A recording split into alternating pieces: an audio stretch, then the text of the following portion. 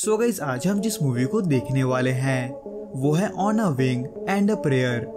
जो कि दरअसल एक सच्ची घटना पर आधारित है, जिसमें एक दिन अचानक एक प्लेन के पायलट को फ्लाइट के दौरान हार्ट अटैक आ जाता है और वो मारा जाता है। इसलिए कोई और चारा ना पाकर उस प्लेन के पैसेंजर को, जिसका पूरा फैमिली भी उस प्लेन में होता है, उसे उस प्लेन को उड़ाना होता है, वो भी एक तूफान के बीच से। पर इससे भी ज्यादा दिल दहला देने वाला चीज ये होता है कि उसे प्लेन उड़ाना बिल्कुल भी नहीं आता। हालांकि इस मूवी के शुरुआत में डग, यानी कि हमारा मेन कैरेक्टर, एक सिंगल इंजन वाले प्लेन को उड़ाने की कोशिश करता है, पर 8-10 बार कोशिश करने के बावजूद भी वो उसे सही से कंट्रोल भी नहीं कर पाता, लैंड तो दूर की बात होती है। इसलिए उसका भाई जेफ भी उसे कोई नया हॉबी ढूंढने को बोलता है, जो कि डग को भी सही लगता है। वैसे तो दोनों भाइयों के पास काफी पैसा होता है, पर फिर भी वो मजे के लिए एक बारबेक्यू कॉन्टेस्ट में हिस्सा लेते हैं, जो कि वो डग की बीवी टेरी की वजह से जीत भी जाते हैं।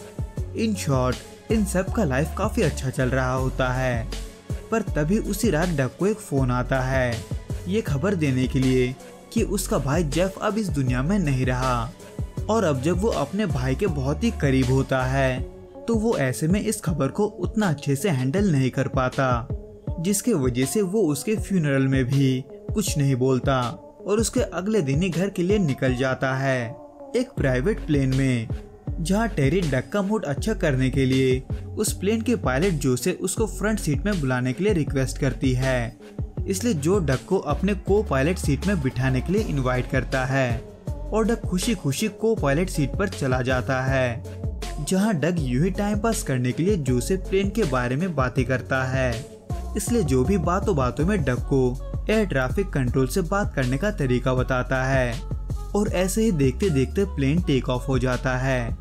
जहां पर जो प्लेन को ऑटो पायलट पर देकर रिलैक्स कर ही रहा होता है कि तभी उसको हार्ट अटैक आ जाता है, जिसके वजह से वो उन ऑर्डर्स को फॉलो नहीं कर पाता जो मायामी के एयर ट्रैफिक कंट्रोल से उसको दिया जा रहा था। पर अब जब मायामी सेंटर के बार बार बोलने के बावजूद भी जो कोई भी जवाब नहीं देता, तो ऐसे में डग का नजर जो पर पड़ता है, जो होश में नहीं होता। इसलिए वो सबसे पहले उसको चेक करते हुए उसको होश में लाने की कोशिश करता है, पर तब तक बहुत देर हो चुका होता है। इसलिए अपने पायलट को मरा हुआ देख डग का हालत खराब हो जाता है, पर वो फिर भी अपने फैमिली को इसके बारे में कुछ भी नहीं बताता और मायामी सेंटर से मदद मांगता है। पर अब जब डग बहुत ही डरा हुआ होता है, तो ऐसे में वो शांत नहीं रह पाता, इसलिए उसके आवाज को सुनकर टेरी भी वहाँ आ जाती है,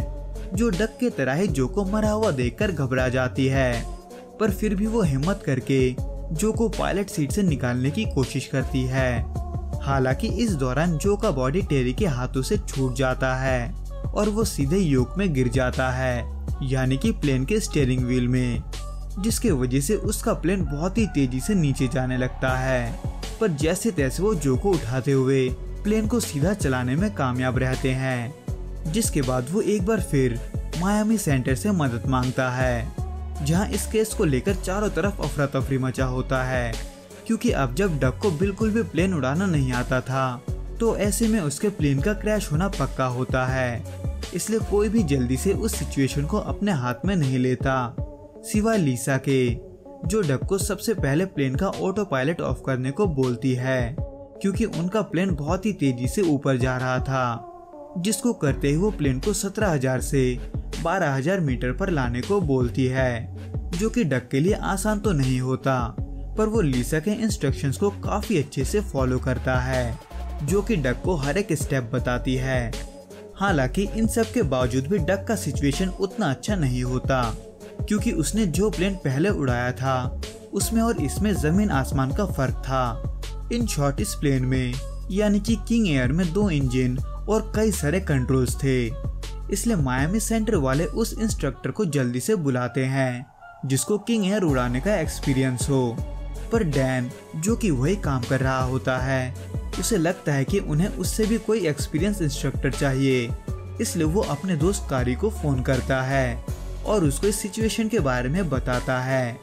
हालांकि एयर ट्रैफिक वाले पहले से ही इस प्लेन के आसपास के सभी प्लेन का रूट बदल देते हैं, ताकि कोई भी दुर्घटना ना हो। पर फिर भी डग अनजाने में समंदर की तरफ बढ़ जाता है, जहां अगर प्लेन क्रैश होता भी है तो उससे कोई मरेगा नहीं सिवाय डग और उसके परिवार के। खैर अब जब वो समंदर के ऊपर होते हैं तो ऐसे में डग को ये पता नहीं होता कि उसे कहाँ जाना है। वो पानी के वजह से डायरेक्शन का पता नहीं लगा पाता, इसलिए कारी फोन से ही डैन को इंस्ट्रक्शन देता है, जो फिर डग तक वो इंस्ट्रक्शंस पहुंचाता है। इसलिए डग इंस्ट्रक्शंस के मुताबिक ही उस प्लेन को 5000 मीटर तक ले आता है और यू टर्न करता है, जिसके लिए डग को स्पीड को अच्छे से मेंटेन करना पड़ता है, क्योंकि अगर वो प्लेन ज्यादा स्लो हुआ तो वो क्रैश हो जाएगा। और ऐसे ही इंस्ट्रक्शंस को फॉलो करते करते डग प्लेन को 2000 मीटर तक ले आता है और फिर धीरे धीरे और भी नीचे। पर जैसे ही वो रनवे में लैंड करने वाला होता है उसका हाथ कांपने लगता है, क्योंकि वो लैंडिंग को लेकर बड़ा ही नर्वस और डरा हुआ होता है, जिसके वजह से वो फिर से प्लेन को ऊपर ले जाता है, इस बात से अनजान कि वो एक तूफान की तरफ बढ़ रहा है। पर जैसे ही डग उस तूफान को अपने सामने देखता है वो ये समझ जाता है कि वो सरवाइव नहीं कर पाएगा, इसलिए वो डर के मारे जम जाता है। जो कि चल ही रहा होता है कि तब जो के फोन में कारी का फोन आता है ताकि वो उसको डायरेक्ट इंस्ट्रक्शन दे सके,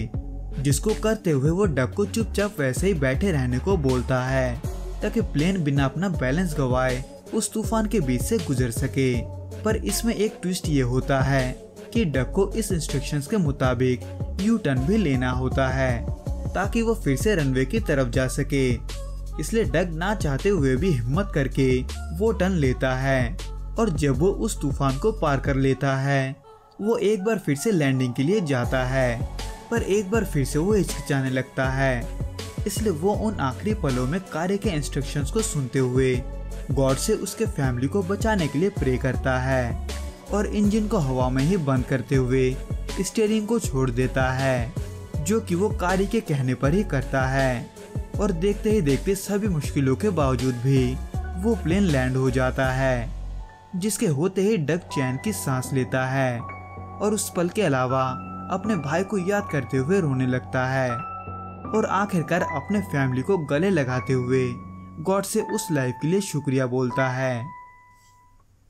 तो दोस्तों इस वीडियो में बस इतना ही। मैं आपसे फिर मिलूंगा कुछ नए और ऐसे ही अनोखे मूवीज के साथ। अगर आपको ये वीडियो पसंद आए तो प्लीज इस वीडियो को लाइक, शेयर और इस चैनल को सब्सक्राइब करना ना भूलें। Till then goodbye and be safe.